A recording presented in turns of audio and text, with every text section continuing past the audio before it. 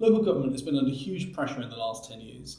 First of all, with the recession, and now, of course, more recently, with the uncertainty introduced by Brexit. What role do you think technology needs to play in protecting local government services in the years ahead? I think, again, showtime.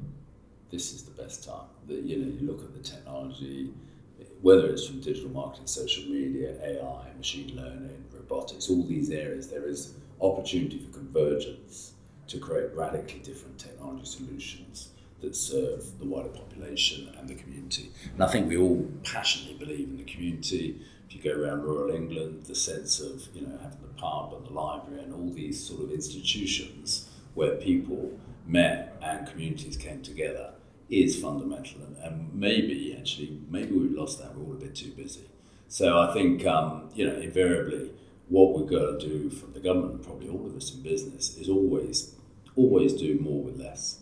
So we're always looking, in the old days of having like 2 or 3% productivity every year through technology. That was kind of what we got used to as a status quo. Now we can look at radically different, where we can do 2 times as much with the same technology.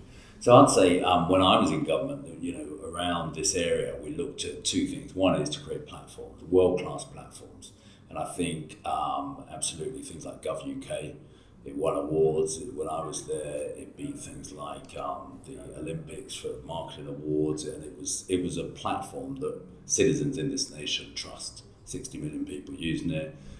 We had all the telemetry, all the data to make sure it was best in class, and literally hundreds of changes were made according to citizens' needs. So create great platforms. The other thing I think is, and this is very true now, where we want to put citizens in charge of their relationship with governments.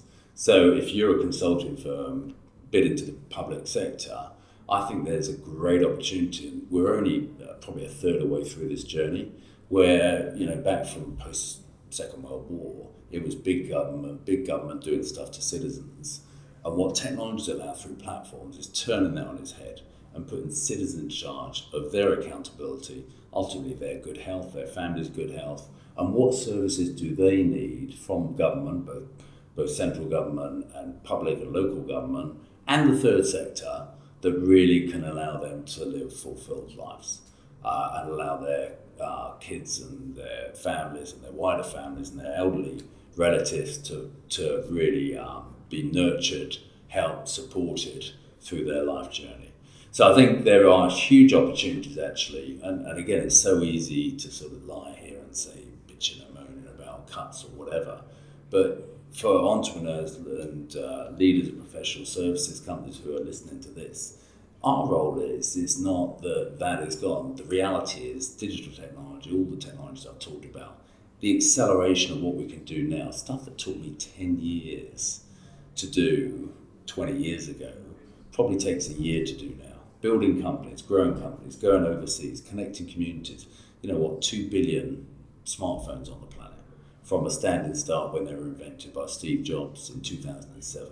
Who could have guessed that there would be everybody who, from the palm of their hand, who could control their life, and as citizens, they can take responsibility for their input to the community. They can take responsibility for making a difference to the community, starting their own business, growing community contributions to things like libraries, hospital, all those sort of things. So I think there is a wealth of opportunity furnished by technology, and this is the golden age where this technology has got to be exploited to the good and well-being of communities, individuals, citizens, families, for the benefit and prosperity of all.